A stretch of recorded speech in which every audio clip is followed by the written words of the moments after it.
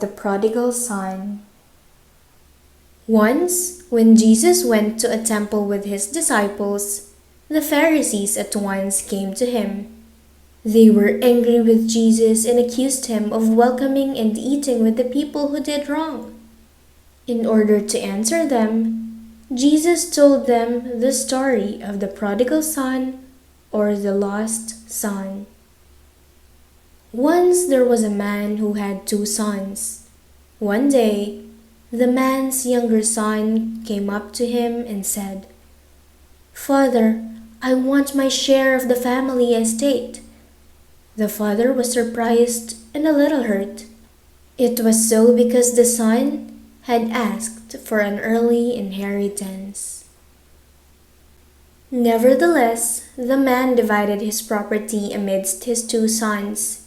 No sooner had the younger son received his share than he started for a journey to a distant land. His father was filled with sadness to see him go. When the man's younger son reached the distant land, he started spending all his money lavishly.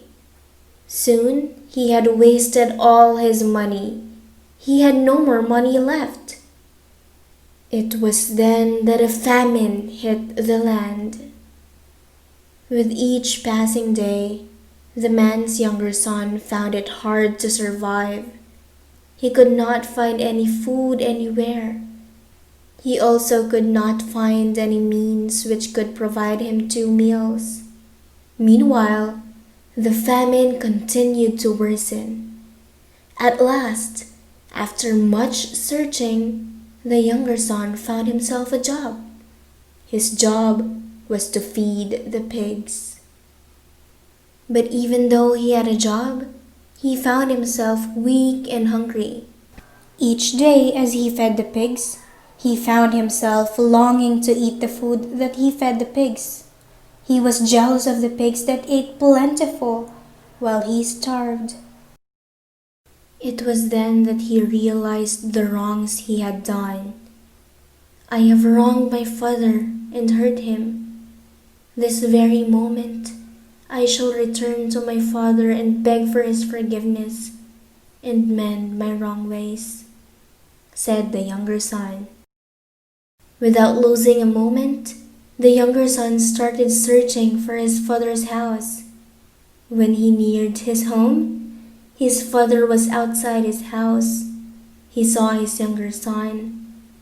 Overjoyed, the man ran towards his son with open arms. When the younger son saw his father, he saw the compassion in the old man's face and was all the more repentant. Then, instead of scolding his son, the old man embraced him and kissed him. The moment the father and son had reached their house, the old man ordered his servants to prepare a lavish feast and also to dress his son in the finest clothes. The younger son was touched by his father's compassion. Meanwhile, all was done as the old man had asked. While the father was overjoyed that his son had returned to him, his older son was very angry. When his elder son learned of the lavish feast his father had arranged for his younger brother, he was outraged. At once, he returned home from the fields. He went up to his father and said, "Father, all these years I have served you and have never disobeyed you. But still, you never gave me a goat so that I could celebrate with my friends. Yet you arranged a feast to welcome back a son who had dishonored you." Hearing this, the old man said, "A celebration was necessary because your younger brother who had died has returned alive. He was once lost, but now he has been found." The elder son understood what his father was trying to say. Through the parable of the prodigal son, Jesus explained that God too waited for all the wrongdoers to mend their evil ways and to live a life filled with God's love.